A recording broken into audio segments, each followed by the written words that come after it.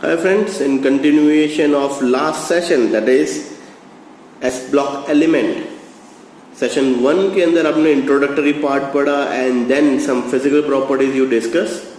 Now it's time to discuss some chemical properties of group number 1 element. So group number 1 की कुछ chemical properties पढ़ते हैं. Before that once again I will give you the quick recap. That is, how many elements are there? Lithium, sodium, potassium, rubidium and cesium.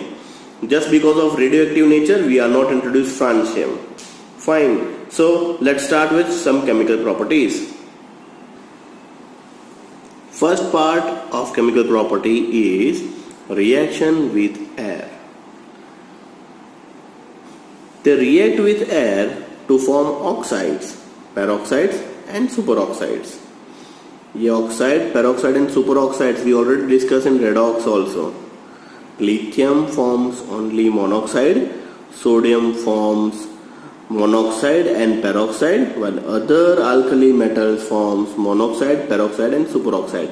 Means from potassium onwards, each and every element means potassium, rubidium and cesium gives you the superoxide.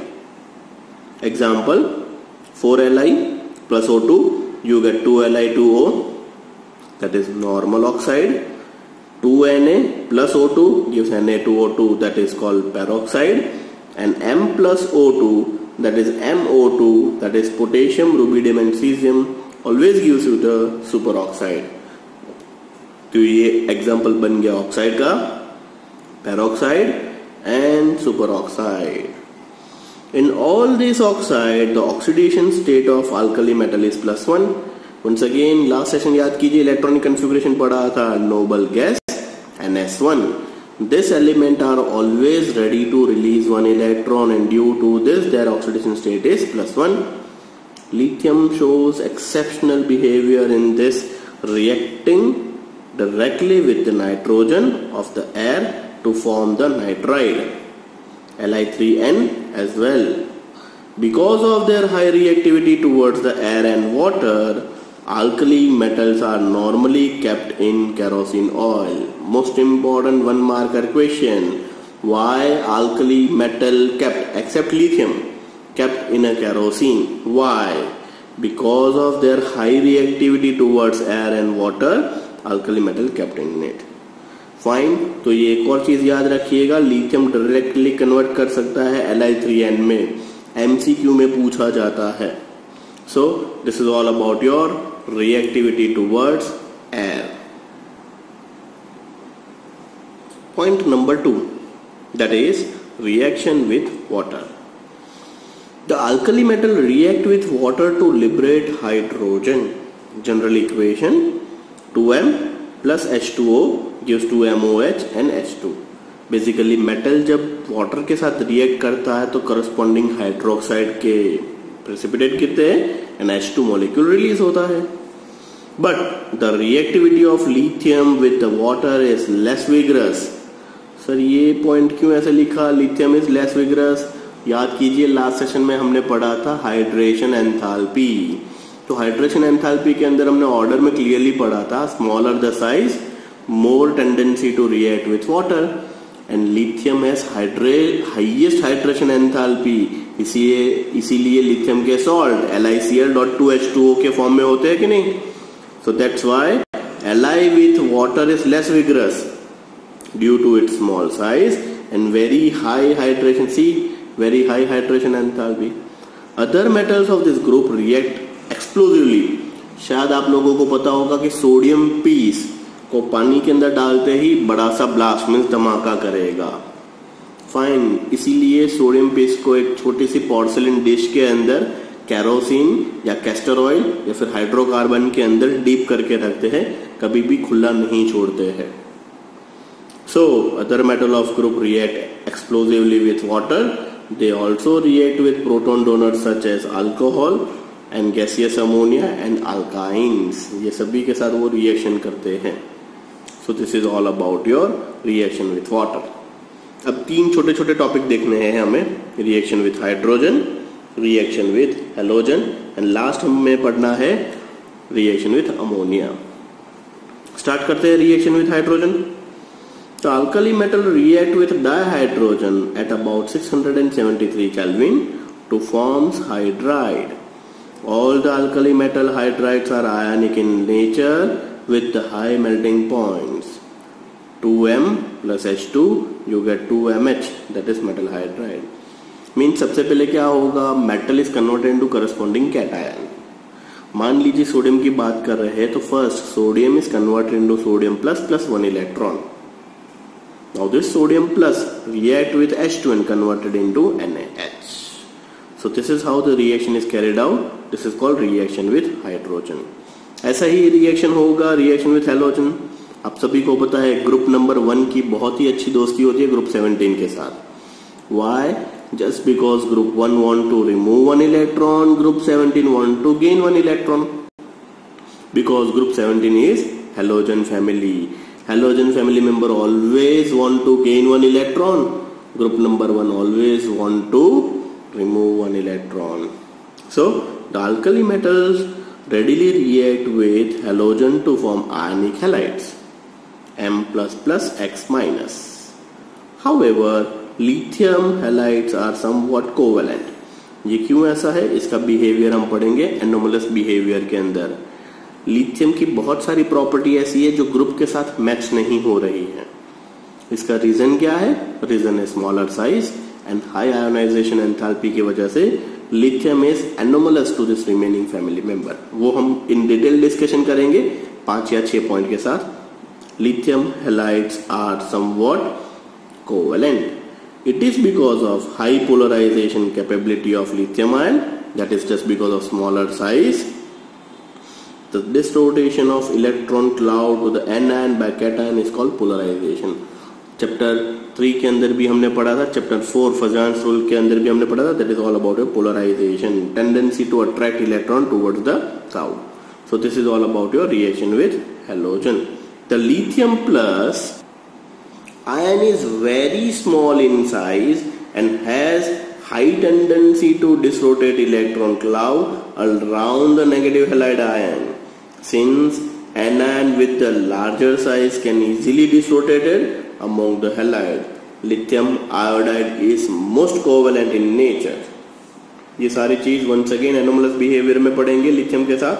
But general reaction क्या होगे, 2m plus X2 you get 2mx, means NaCl, KCl, KBr, Ki, CsCl, CsBr, RBI, RBCl and many more.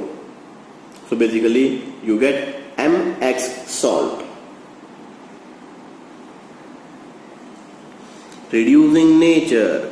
Now reducing nature, reduction and oxidation, chapter number 8, redox. Fine. They are strong reducing agent. Now reducing agent क्या होता है sir? Reducing agent का मतलब the species itself oxidize and reduce another species are known as reducing agent. The species itself oxidize and reduce another is known as reducing agent. Lithium being the most powerful reducing agent and the sodium the least. अब lithium की बात करें, why? What do you mean by oxidation? Removal of electron. ये सारी की सारी जो metal है वो इजीली एक इलेक्ट्रॉन रिलीज करेंगे. So lithium is strongest reducing reagent. Due to the smaller atomic radius, lithium has highest hydration enthalpy, so it has high reducing power. Best example, lithium aluminum hydride, LiAlH4 is strongest reducing reagent. Next most important reaction with ammonia. It gives you the blue coloration. बहुत सारे स्कूलों में पूछा हुआ maximum time question. Why alkali metal gives you the blue colored solution? Why alkaline earth metal? ये same group 2 में भी एक question फिर से repeat होगा. Why they gives you the blue coloration? Answer यहाँ पे है. The alkali metal dissolve in liquid ammonia to give a deep blue solution, which are good conductors. कैसे होगा? M plus X plus Y ammonia, that is aqueous solution of ammonia converted into M, NH3X plus N electron NH3Y minus. ये equation लिखना पड़ेगा. Basically equation क्या बता रहा है, देखिए, metal converted to M plus and E minus. हम sodium का इक्वेशन कैसे लिखेंगे? Sodium gives sodium plus plus 1 electron, yes और नो? तो here in case what happened, metal converted into metal plus electron minus. उसी के साथ ये एमोनिया का पार्ट जुड़ गया, 1 एमोनिया X जुड़ गया कैटायन के साथ, 1 एमोनिया Y जुड़ गया इलेक्ट्रॉन के साथ। सिंपल रिएक्शन, कोई रिएक्शन टफ नहीं है। The blue coloration of solution is due to the emanated electron which absorb energy in visible range and gives you the blue color to the solution. The solution is paramagnetic on standing slow liberate the hydrogen and resulting the formation of amide. Once again एक और 1 marker question, ये जो blue colouration है वो paramagnetic है। Paramagnetic का मतलब क्या हुआ?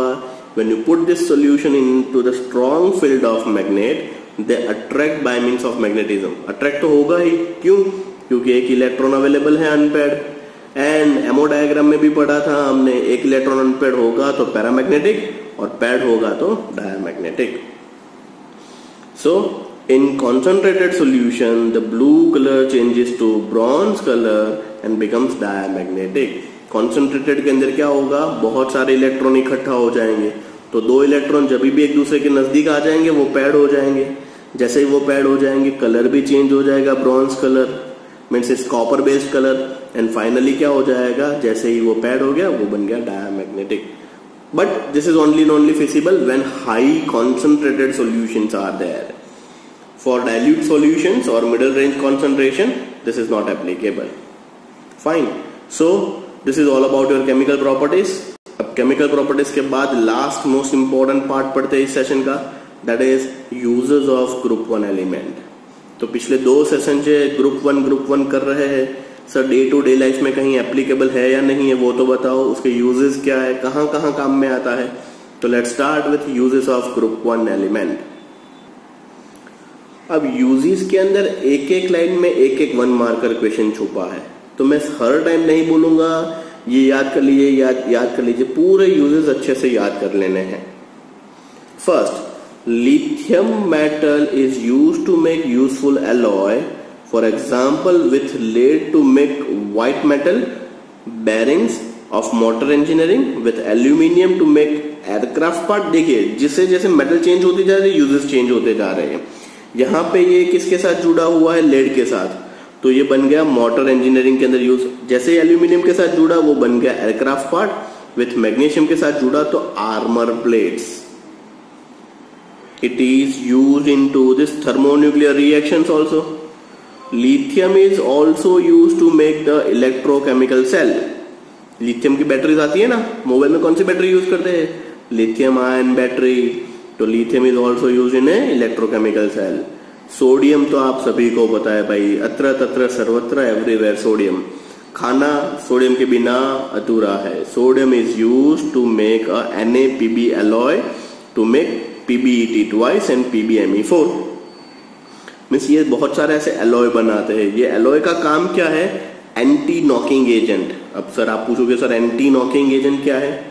एंटी नॉकिंग एजेंट ऐसे एजेंट होते हैं, जैसे ही आप मैनी टाइम्स आपने सुना होगा, जैसे पुराने व्हीकल्स थे, स्कूटर की बात कर रहा हूं मैं, तो उसमें सडनली इंक्रीज द एक्सीलरेटर और डिक्रीज द एक्सीलरेटर, पीछे साइलेंसर में से फट फट ऐसी आवाज आती थी, मैं जैसे पटाखा फूट रहा वैसा फट फट आवाज आती है। That is called knocking.